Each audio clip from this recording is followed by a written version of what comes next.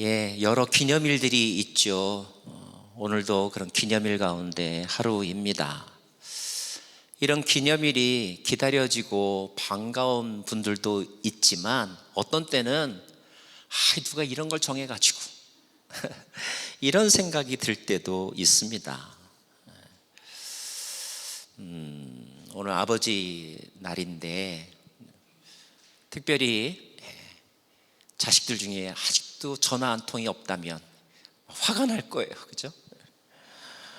또 자신의 아버지와 좋은 기억이 없는 사람들, 자녀가 아예 없거나 또는 자녀들에게 아버지로서의 대접을 못 받는다라는 생각이 들면 오늘 같은 기념일을 만든 분을 원망할 수도 있겠다, 그런 생각이 듭니다. 아마 이 기념일을 제정한 사람들이 그런 분들 괴롭히려고 만들진 않았을 거예요. 그죠? 좋은 마음으로 만든 것이니까 우리가 좋은 마음으로 해석하고 상황에 따라 최대한 누리고 감사하고 즐기는 게 좋지 않겠습니까?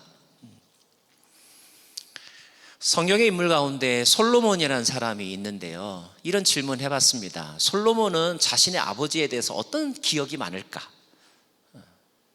자신의 아버지를 존경할까? 아니면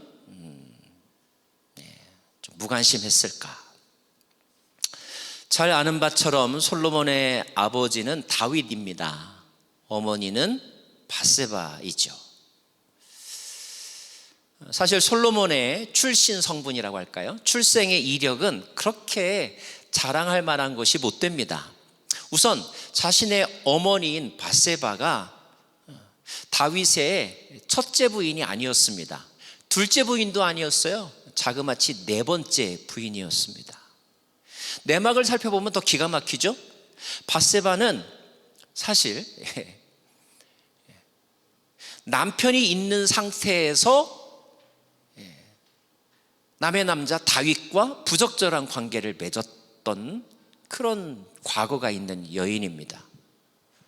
물론 당시 다윗의 권력이 아주 막강한 위치에 있었던 것을 감안하면 밧세바가 스스로 원해서 그랬다라고 하기보다는 어쩔 수 없이 그런 일에 연루되었을 가능성이 많습니다.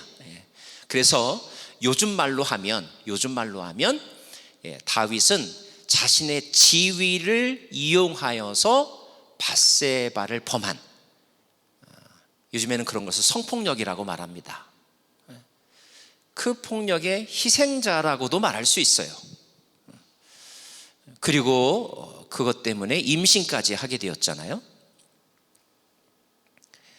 그리고 그의 원래의 남편 우리아는 그 다윗에 의하여 아주 교묘한 방법으로 죽임당했습니다.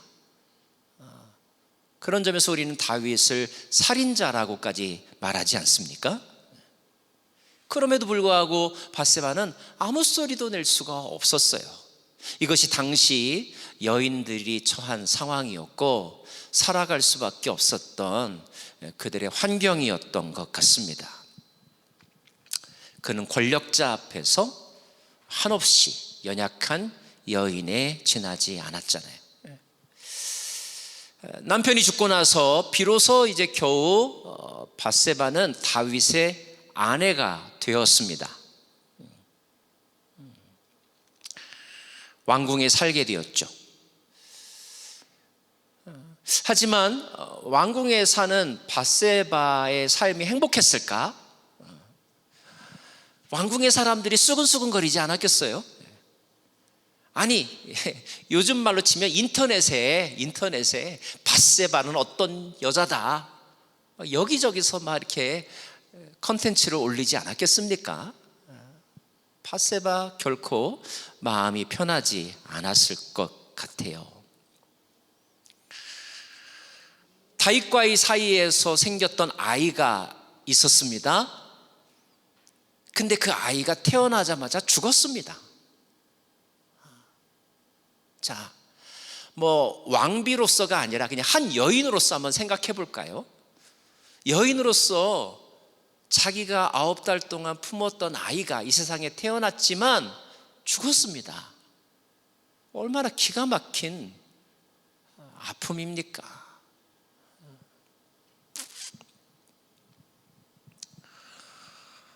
산모로서의 고통, 또 정신적인 충격, 요즘 말로 트라우마라고 말하잖아요. 결코 적지 않았을 것입니다. 아마 어쩌면 밧세바의 그런 인생을 이야기 들으면서 자신의 인생이 이렇게 오버랩되어서 마음이 힘든 분도 있을 수 있겠습니다. 자, 조금 더 시간이 지나서 시간이 약이라는 말처럼 조금씩 치유가 되었을까요? 감사한 것은 다시 밧세바가 임신을 하게 되었죠. 그전과 상황이 다르다면 이제는 법적으로는 문제가 되지 않은 상태에서 임신했다는 점, 이게 엄청난 차이점이죠. 그렇게 해서 태어난 아들이 바로 솔로몬입니다.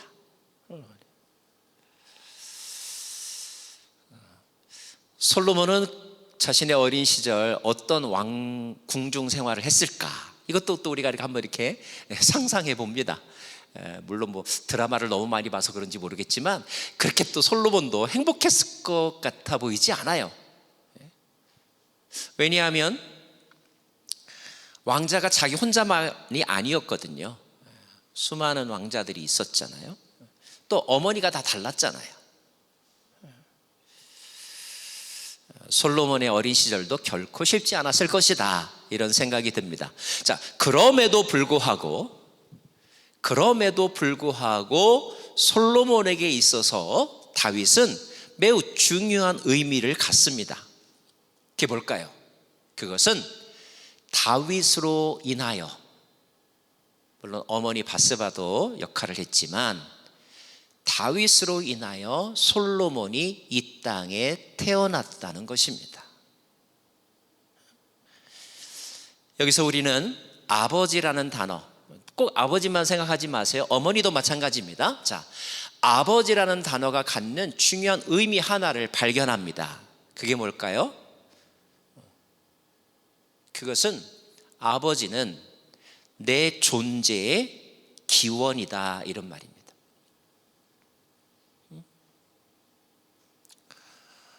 우리는 누구를 아버지라고 부르냐? 나를 이 땅에 태어나게 한 그 사람을 아버지라고 부르는 거예요. 어머니도 마찬가지이죠. 그러니까 아버지가 있기 때문에 내가 존재하는 것입니다. 물론 아버지를 인정하고 싶지 않은 사람이 있습니다. 그게 무슨 아버지야? 심지어 이런 생각이 들 정도의 삶을 사는 사람도 있어요. 하지만 그 마음은 이해하지만 아버지 없이 이 땅에 태어난 사람은 없습니다. 아버지를 존경하지 않는 사람이 있을 수는 있어도 아버지가 생각나지 않은 사람은 없어요. 오늘 같은 파더스데이도 어떤 사람은 생각하기 싫은데 생각이 납니다. 아버지가 생각이 나요. 한 달 전에는 어머니를 하게 되었죠. 싫던 좋던 자랑스럽던 수치스럽던 그것과는 상관없이 우리가 고백할 수밖에 없는 한 가지는 나는 아버지로 인하여 이 땅에 태어났다는 것. 아버지가 없었으면 나도 이 땅에 존재하지 못한다는 것. 그러므로 내겐 아버지가 없어, 이렇게 말한다면 그 말하는 심정은 내가 이해하겠지만 그것은 아버지를 부정하는 것이 아니라 나의 인생 자체를 부정하는 것입니다.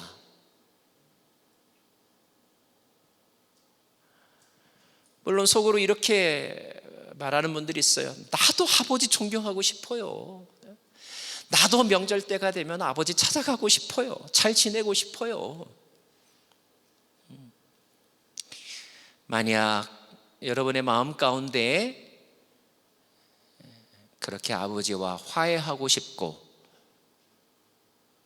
그리고 진정으로 잘 보내고 싶은, 잘 지내고 싶은 마음이 있다면 그분이 제일 먼저 해야 될 것은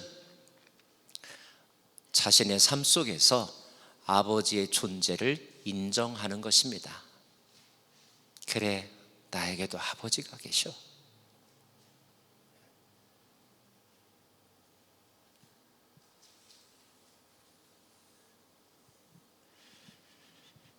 아버지가 날 낳으셨어.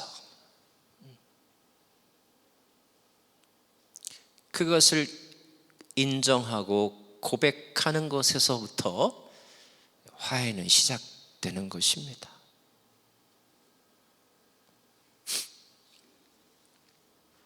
자, 다시 한번 솔로몬 집안으로 돌아가 볼까요? 다윗의 집안은 복잡했습니다. 배다른 형제들 사이에서 사건과 사고가 끊어지지 않았을 거예요. 그리고 소위 말하는 왕자들은 아버지에게 인정받고자, 단순한 인정 정도가 아니라 아버지 다음으로 자기가 왕이 되고자 하는 마음, 그 목표의식을 가지고 아마 살았을 것입니다.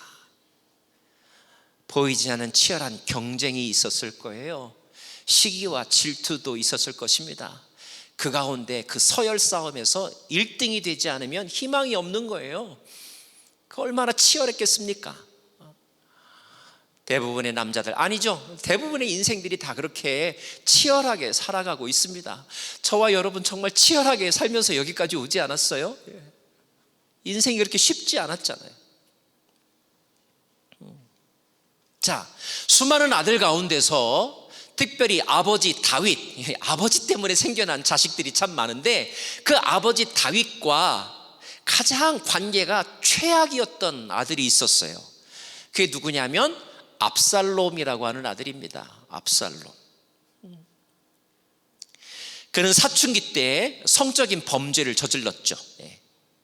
근친, 상간, 아니 이복딸, 이복 누이 동생을 범했잖아요. 요즘 말로 하면 아주 파렴치범이죠. 그것 때문에 아버지의 마음에 상처를 주었습니다. 끝내 아버지와 그 관계를 회복하지 못했습니다. 결국 이 아들 압살롬은요, 나중에 가서는 아버지의 가슴에 비수를 꽂았던 아들입니다. 반역을 저질렀다 이거예요. 아버지는 다른 사람이 아닌 다른 나라 왕에 의해서가 아니라 아들에 의해서 왕궁을 버리고 도망쳤어야만 했습니다. 누구한테 맞는 거 굉장히 기분 나쁜 일이지만요, 자식한테 욕 들어봐요, 자식한테 손찌검 당해봐요, 그거 죽기보다 싫고 남이 할까 정말 부끄러운 일입니다. 의외로 자식한테 매맞는 부모들이 더러 있답니다. 얼마나 수치스럽겠어요. 근데 보통 사람은요, 자기만 알죠. 다윗은 왕이 되었기 때문에요, 그 나라 전체가 알아요. 얼마나 창피했겠어요. 다윗도요, 보통 뻔뻔한 얼굴 아니면 진짜 살아갈 수가 없을 것 같아. 자식한테 그 꼴을 당했으니 정말 죽을 맛입니다. 자, 그 이야기의 결과 잘 아시죠? 어떻게 되었어요? 압살롬의 반역은 결과적으로 실패했고 압살롬은 결국 죽었습니다. 요압이라고 하는 장수에서 죽임당했잖아요. 그런데 그 죽은 아들을 두고 다윗이요, 어떻게 반응을 보이는지 아세요? 아이고 그놈의 새끼 잘 죽었다, 이렇게 말하지 않았어요. 성경에 보면 다윗이 압살롬의 죽음을 듣고 통탄하여 울었다라고 되어 있죠. 압살롬아, 압살롬아, 내 아들 압살롬아, 그러면서 펑펑 울었습니다. 제가 예전에는 잘 그 심정을 몰랐는데 나이가 조금 들어서 이제 인생을 좀 알다 보니 그 아버지 다윗의 눈물, 그 눈물의 의미를 조금은 알겠더라고요. 아마 제 생각이 맞다면 다윗은 그때 왜 울었을까? 압살롬이 너무 불쌍했었을 것 같아요. 왜냐하면요, 처음에는 저놈이 누굴 닮아서 이런 생각이 들었지만 나중에 겪어보니 그 아들이 그런 짓을 한 것은 다른 사람이 아니라 자기 때문이라는 것을 깨달았기 때문이죠. 내가 너를 그렇게 키웠구나. 내가 너한테 조금 더 잘해줬더라면, 내가 너에게 조금 더 바른 삶을 살았더라면 네가 그렇게 인생을 끝내지 않았을 텐데 네 탓이 아니라 내 탓이다. 내 탓이다. 그래서 울었을 것 같아요. 여러분 그거 아세요? 우리는요 부모님 생각하면 죄책감이 떠올라요. 근데요 자식을 생각해도 아버지로서 죄책감이 생겨요. 조금 더 잘해드릴 걸. 아이고 그때 조금 더 내가 애들한테 잘할 걸. 이래도 후회 저래도 후회. 죄책감이 나를 짓누르는데 어떤 때는요 그 죄책감을 벗어날 수가 없어요. 너무 힘들어요.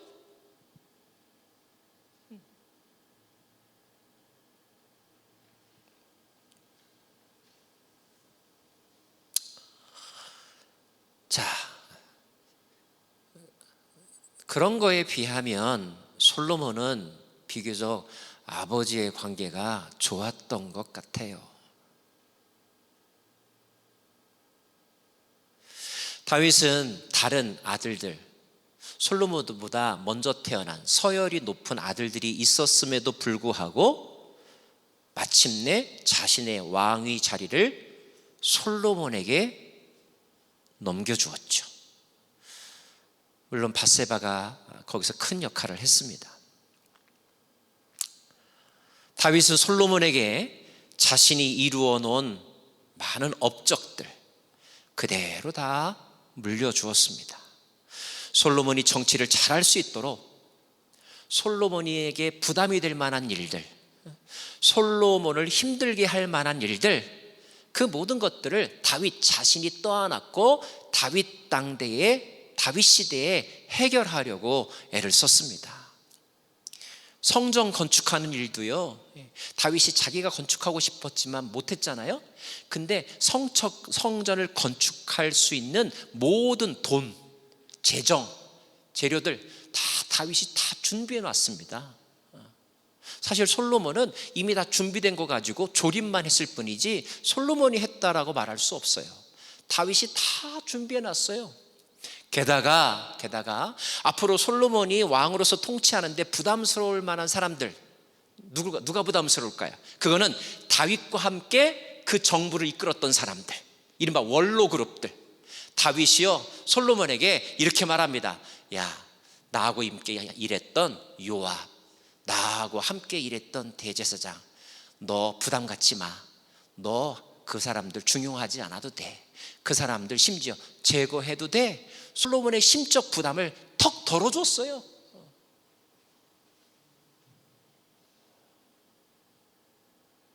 솔로몬에게 있어서 다윗은 얼마나 고마운. 아마 이것이 부모들의 마음 아닐까요? 많은 부모님들이 그러죠. 나 늙어도 자식하고 안 살 거야. 왜 그래? 아이고 자식한테 부담 주기도 싫어. 그리고 나도 싫어. 요즘에는 대부분의 부모님들이 그러잖아요. 어쩔 수 없어서 자식의 도움을 받을 수는 있을지 몰라도 본인이 막 원해가지고 자식들에게 부담 주고 싶어하는 부모는 세상에 눈 씻고 찾아도 없다니까요. 다 그런 마음이실 거예요. 그렇죠?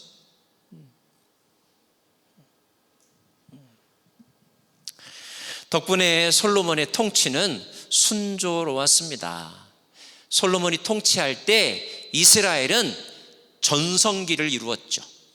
영토도 최대였고요, 경제도 외교도 국방력도 최고로 잘 나갔습니다. 이스라엘 역사에서 다른 나라에 조공을 바친 게 아니라 오히려 다른 나라로부터 조공을 받았던 왕이 솔로몬입니다. 그 솔로몬의 그 번영과 그 시대의 부흥은 다 다윗이 만들어 주었던 거죠. 솔로몬은 우리들에게 있어서 지혜의 왕이라고 이렇게 전해지고 있습니다. 지혜의 대명사라고 불려지잖아요.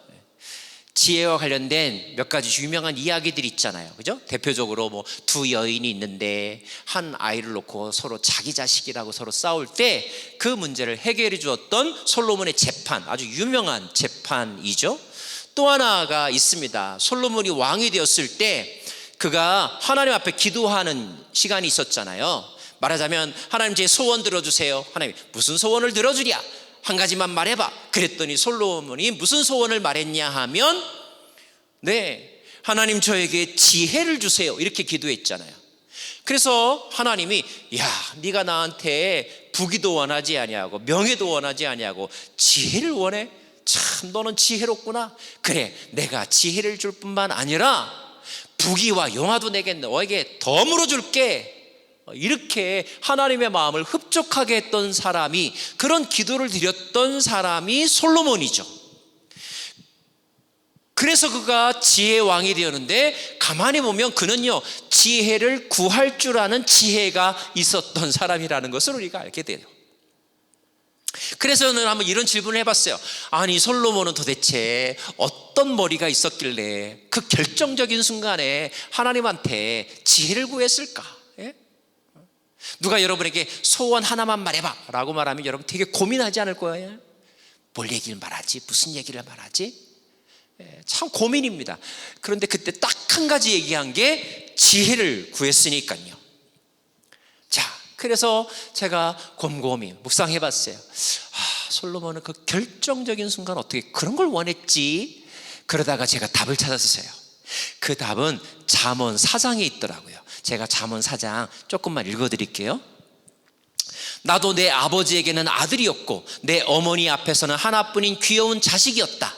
여기서 나는 솔로몬이고요.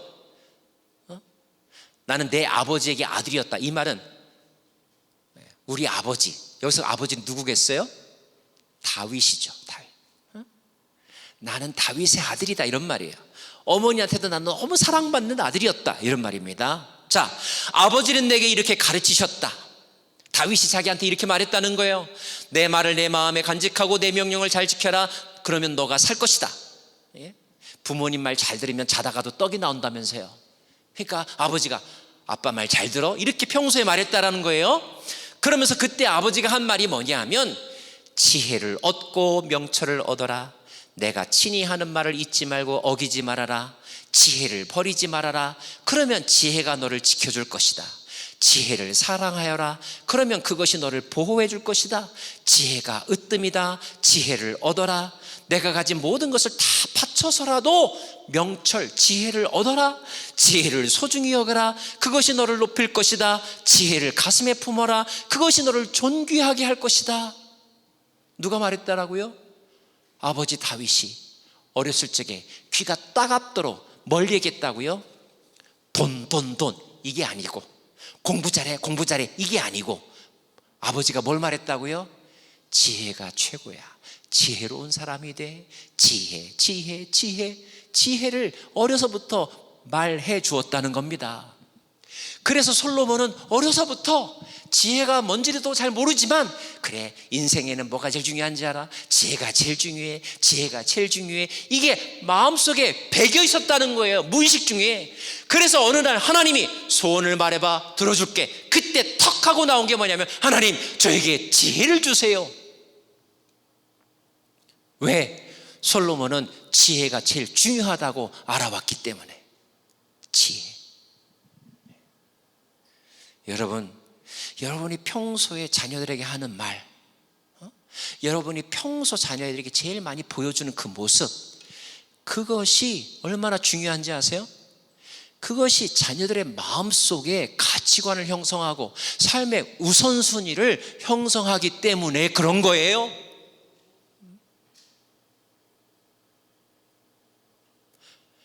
솔로몬은 아버지의 말대로 지혜를 중요하게 생각했고, 그래서 하나님이 제일 중요한 거 원해봐 라고 했을 때 지혜를 구했더니 하나님이 그에게 지혜도 주셨고, 지혜뿐만 아니라 부귀와 영화도 함께 주셨다.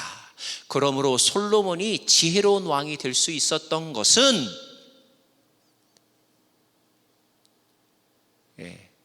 다윗의 공로임을 우리가 잊을 수가 없어요.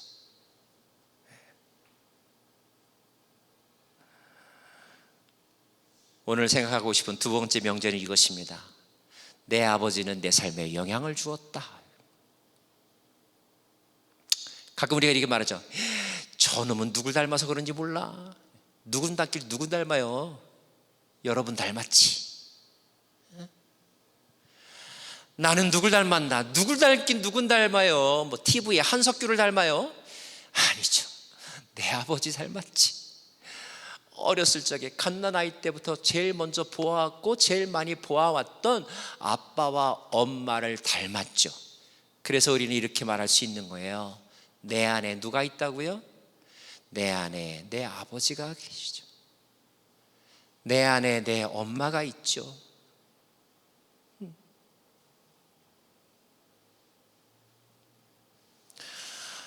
돌아가신 어머니가 너무 보고 싶으세요? 그 어머니는 여러분 안에 있죠. 어떤 때 보면 내가 깜짝깜짝 놀라요. 내가 하는 짓이 꼭 내가 옛날에 우리 아버지가 했던 일을 똑같이 내가 하고 있는 거죠. 그래.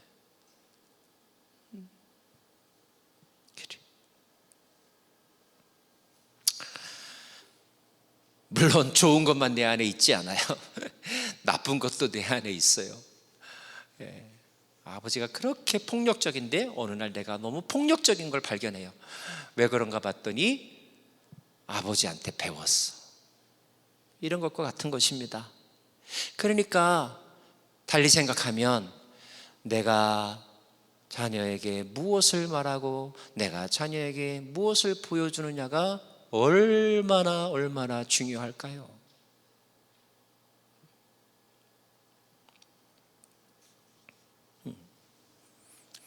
내 안에는 아버지가 있다. 자, 세 번째. 오늘 우리가 봉독한 본문은 솔로몬이 이제 한 나라의 왕으로서 그리고 한 가정의 아버지로서 다음 세대에게 준 교훈집입니다. 이 잠언이라고 하는 책 전체가 그렇지 않습니까? 아버지로부터 교훈을 받고 자라서 왕이 된 솔로몬도 이제 나이가 들어 아버지가 되었고 다음 세대에게 미래를 맡겨야 될 때가 온 거죠. 그래서 그의 아들들에게, 그의 자녀들에게, 작게는 솔로몬의 뒤를 이어 왕이 된 사람이 르호보암이라는 아들입니다. 그러므로 작게는 르호보암에게 한 말이고, 조금 더 넓게는 다윗 가문의 자녀들에게 한 말이고, 더 넓게는 솔로몬은 한 국가의 아버지의 자리에 있으니까 그 이스라엘 국가의 다음 세대들에게 한 말이 오늘의 말씀입니다. 그렇죠? 그래서 오늘 1절 말씀 보면 아이들아 라고 되어 있잖아요. 옛날 개역성경은 내 아들아 이렇게 되어 있습니다. 자, 아이들아, 내가 지금부터 중요한 말을 할 건데 마음속에 잘 새기렴, 꼭 기억해 주렴. 내 말을 잘 들어야 다 너에게 좋단다. 너희들 잘 살 수 있을 거야 라면서 하는 말입니다. 그래서 저는 여기서 한 가지를 또 발견하게 됩니다. 우리는 아버지로 인하여 존재하고 내 안에 그 아버지가 여전히 살아계시죠. 그런데 언젠가 나는 아버지가 된다는 것입니다. 여기서 아버지가 된다는 말은 내가 누군가에게 존재의 기원이 된다는 거예요. 그리고 내가 누군가에게 무엇인가를 가르치고 물려주는 자리, 이것을 다른 말로 사명이라고 말할 수 있습니다. 세 번째 명제는 아버지에게는 사명이 있다. 사명. 어떤 사명이요? 가족 굶기지 않고 먹여 살릴 사명이요? 그것도 중요한 사명이죠. 그걸 위해서 여러분 이 이민사회에 와서 얼마나 열심히 일하셨습니까? 그죠? 어떤 데는 뭐 투잡, 뜨리잡을 뛰면서 일하셨잖아요. 회사에서 별 인간답지 않은 꼴을 당했어도 집에 가서는 내색하지 않고 마치 아무 일 없었다는 듯이 그렇게 묵묵히 참고 그 자리를 지켰었던 것은 그 어깨에 부양가족에 대한 책임, 그 사명, 그게 작동했기 때문이잖아요. 근데 여러분 아세요? 아버지의 사명, 어머니의 사명은 자식 굶기지 않는 것만 사명이 아니에요. 더 나아가서 그 자녀를 잘 양육하는 것, 굶기지 않는 것뿐만 아니라 한 인간으로서, 인격체로서 잘 살아갈 수 있도록 양육하는 것, 이것도 중요한 사명이잖아요. 그러니까 돈만 벌어다 준다고 아버지가 아니라니까요. 내가 공부시켜주고 굶기지 않았잖아, 이것만 했다고 다 아버지는 아니라니까요. 진짜 아버지는 그 자녀가 먹고 사는 문제만이 아니라 한 인간으로서, 성경적으로 말하면 하나님의 형상으로 지음받은 피조물로서 인간답게, 하나님의 자녀답게 살 수 있도록 인도해 주는 것, 그것이 중요한 사명이지요. 아버지의 마음은 적어도 자녀가 나만큼은 살아야 되고, 아니 나보다 더 잘 살기를 원하는 마음, 그런 마음인 거잖아요.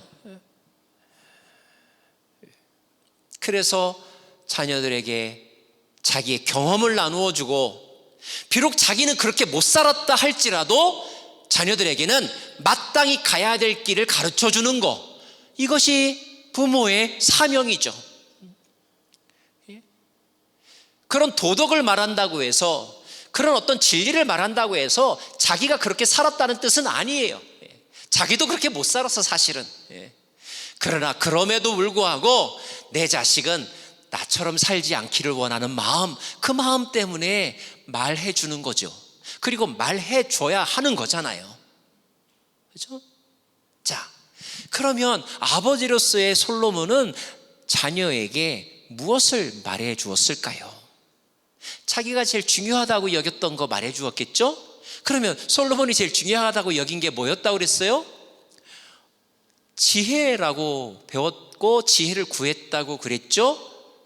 그러니까 오늘 본문에 반드시 어떤 단어가 나와요? 지혜라는 단어가 나옵니다. 우리 쭉 읽어봤지만 지혜에 비슷한 말로 명철이라는 말도 나오고요, 그 다른 말로 슬기라는 말도 나와요. 제가 아는 분의 이름이 조명철이에요. 제가 아는 분의 이름이 박지혜예요. 제가 아는 분의 이름이 이슬기예요. 얼마나 좋은 단어인지 사람들이 자기 이름으로도 사용하는 단어가 지혜, 명철, 슬기, 뭐 이런 것들이에요. 그런데 여러분, 오늘 본문을 다시 한번 잘 읽어보면, 잘 읽어보세요. 읽어보면 지혜를 강조하는 것 같은데 사실은 지혜만 강조한 게 아니에요. 지혜보다 훨씬 더 중요한 것을 강조했다는 것을 알 수 있어요. 한번 말씀 띄워줘 보실래요? 우리 조금만 같이 한번 읽을게요. 제 말을 잘 기억하면서 저하고 여러분 다시 한번 교독해 볼게요. 제가 먼저 읽겠습니다. 아이들아, 내 말을 잘 받아들이고 내 명령을 마음속 깊이 간직하여라. 2절, 지혜에 내 귀를 기울이고 명철에 내 마음을 두어라. 슬기를 외쳐 부르고 명철을 얻으려고 소리를 높여라. 4절, 은을 구하듯 그것을 구하고 보화를 찾듯 그것을 찾아라. 이 말은 뭐예요? 돈 찾아다니지 말고 출세, 성공 이런 단어 말고 보다 본질적인 거, 지혜를 구하라, 이렇게 말한 거잖아요. 그죠? 자, 4절까지 읽어보면 지혜를 구해, 지혜를 구해야 돼. 그런데 이제 5절을 같이 한번 읽을까요? 5절 띄워주세요. 시작. 그렇게 하면 너는 주님을 경외하는 길을 깨달을 것이며 하나님을 아는 지식을 터득할 것이다. 그렇게 하면이 뭐예요? 지혜를 열심히 추구하다 보면, 지혜를 얻기 위해서 열심히 노력하다 보면, 그러면 지혜를 얻는다고요? 아니에요. 지혜를 열심히 찾으면 지혜를 얻는다고 말하지 않고, 지혜를 열심히 찾으면 주님을 경외하는 법을 깨닫는데요. 하나님을 아는 지식을 터득한대요.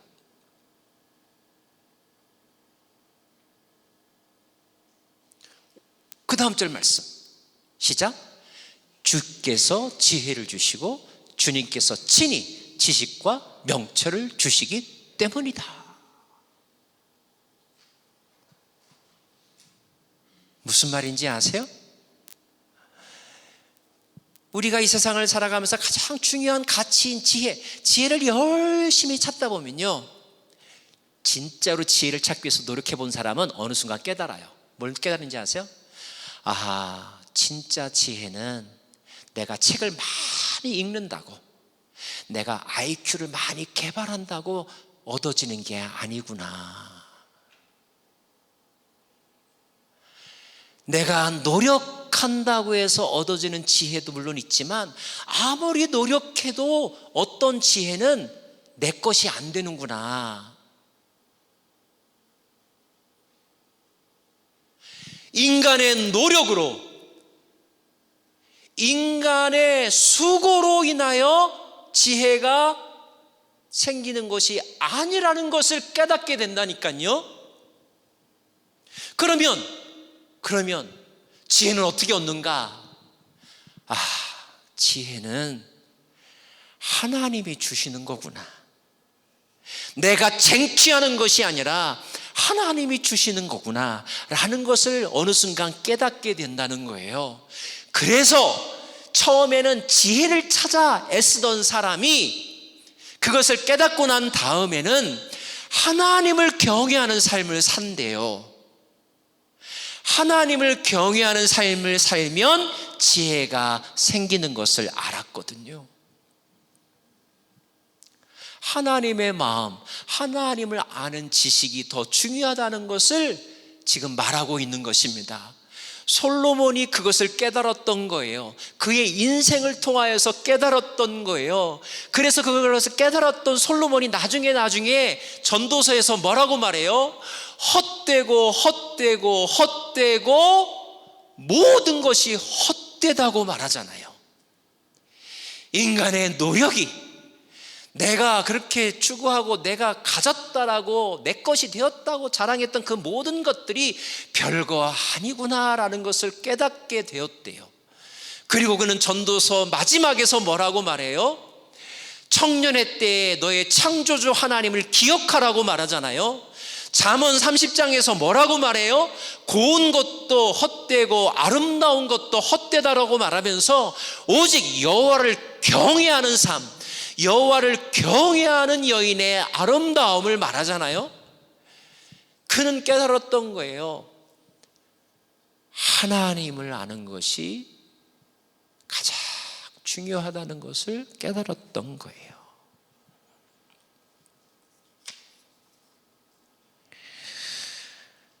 하나님이 우리에게 지혜를 주신대요. 지혜는 인터넷에서 나오는 게 아니래요. 지혜는 조기 영재 교육을 시킨다고 생기는 게 아니래요. 여러분, 지혜는 똑똑함을 말하는 게 아니잖아요. 잔꾀가 지혜가 아니잖아요. 똑똑한데 어리석게 행동하는 사람이 얼마나 많아요. 예? 인류대학을 나왔는데 그 인류대학에서 배운 지식으로 사기치고 남의 돈 횡령해 먹는, 그래서 결국 감옥에 가는 사람이 얼마나 많아요. 지혜는 똑똑함이 아니라니까요. 지혜라는 말 자체에 도덕적, 영적 의미가 포함되어 있는 것입니다. 지혜를 이렇게 정의할 수 있어요. 지혜란 하나님의 선한 뜻을 깨닫는 것이다.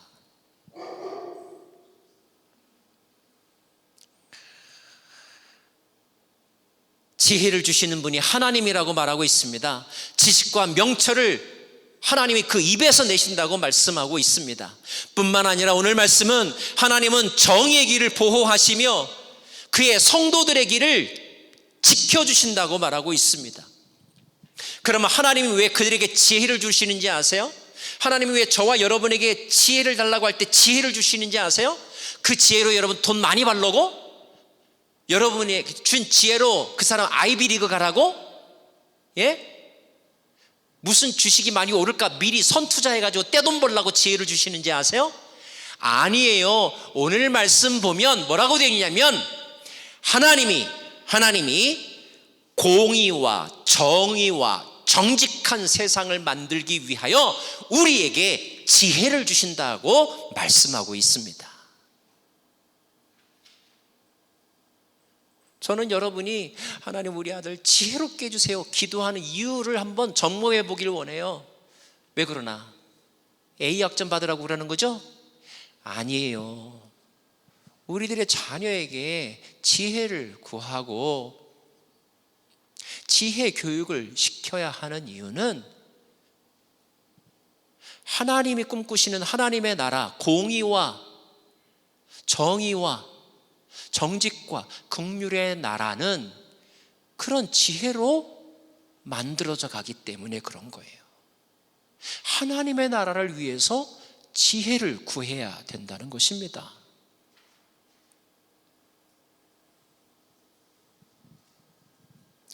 솔로몬은 그것을 깨달았고 그래서 자녀들에게 말하는 거예요. 언뜻 보면 지혜를 구하라고 말하는 것 같지만 깊이 이 말씀을 묵상하다 보면 하나님을 경외하는 삶을 살아 이렇게 말하고 있는데 솔로몬은 그걸 말하는 것이 아버지의 사명이라는 걸 알았던 것입니다. 저와 여러분의 사명도 그거예요. 공교롭게도 우리가 믿는 예수님은 하나님을 아버지라고 부르죠. 우리가 믿는 예수님은 나는 아버지께로부터 왔다라고 말하죠. 우리가 믿는 예수님은 아버지의 나라와 의를 구하라고 말하고 있고 아버지의 뜻을 위해 십자가를 지셨던 분이잖아요.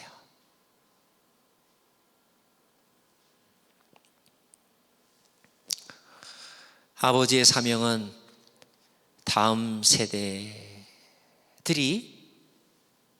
자신들보다 더 훌륭한 아버지가 될 수 있도록 삶의 경험을 나눠주는 것이고 가르쳐 주는 것입니다. 그리고 그것은 바로 그들로 하여금 하나님을 경외하도록 안내해 주는 것입니다. 이런 이야기 들으면 또 하나 스트레스 나와요. 아이고 그거 쉽지 않아요. 내 자식도 대학교 가더니 교회 안 다녀요. 나만 그런지 아세요? 우리 장로님 아들도 교회 안 나와요. 우리 목사님 아들도 안 나오던데? 이런 고민이 우리 안에 있잖아요. 그렇죠? 그래요. 이게 우리들의 현실입니다. 여러분, 그 자녀가 하나님을 믿고 안 믿고는 그의 선택일 거예요. 그들의 문제예요. 그러나 그들에게 하나님의 존재, 하나님을 경외하는 법을 알려주는 것, 그것은 우리가 해야 될 사명입니다. 사명. 그러니까 분위기 잘 봐가지고 꼭 얘기해 주세요. 얘야, 돈이 최고인지 알지? 근데 돈 벌려고 하다 보면 깨닫게 돼. 내가 힘쓴다고 돈 벌려지는 게 아니구나. 돈도 하나님이 주시는 거구나. 이렇게 말하면 돼요. 꼭 지혜를 다 안 써도 그 아이가 제일 중요하게 여기는 거, 뭘 제일 중요하게 여길까요? 그것도 네 힘으로 안 돼. 그것도 하나님이 주셔야 되는 거야. 그러니까 너 하나님 경외하면서 살아야 돼. 이렇게 말해주면 돼요. 그러면 적어도 우리는 아버지의 사명은 어느 정도 하는 거예요. 그렇게 말해줬는데도 그놈이 듣고 안 듣고는 그건 그놈 몫이에요. 잘 살아도 그놈 몫이고 망해도 지 몫이에요. 거기에 대해서는 여러분 너무 It's not my business 이렇게 하시고 그냥 신경 끄세요. 여러분이 신경 써야 될 것은 오늘처럼 기분 좋은 날 내가 한 가지 부탁이 있는데 너 잘 살아. 근데 잘 사는 것도 네 뜻대로 안 될 거야. 잘 살려면 네가 하나님을 경외하면 돼. 이 얘기 오늘 꼭 한번 해주세요. 분위기 잘 봐가지고 좋을 때 그게 여러분의 사명입니다. 말씀을 마무리할까요? 육신의 아버지로서의 다윗은 완벽했는가? No. 인간으로서 그러면 오늘 이렇게 잠언을 말했던 솔로몬은 존경할 만한가? No. 우리에게 솔로몬은 부러움의 대상일지는 몰라도 존경의 대상은 아니잖아요. 왜냐하면 솔로몬 죽고 나서 나라는 두동강이가 났잖아요.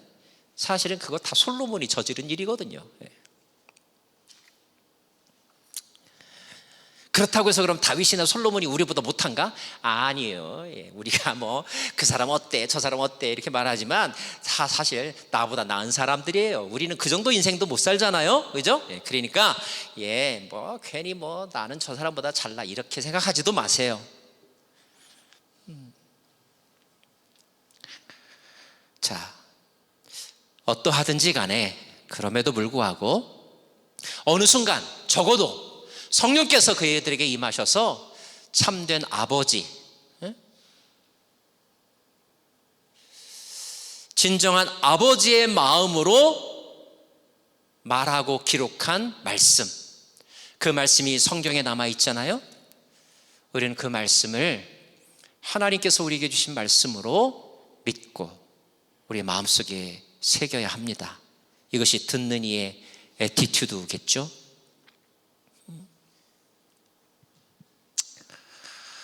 참된 지혜를 얻기 위하여 하나님을 경외하는 삶을 살아가는 저와 여러분 되기를 원하고요.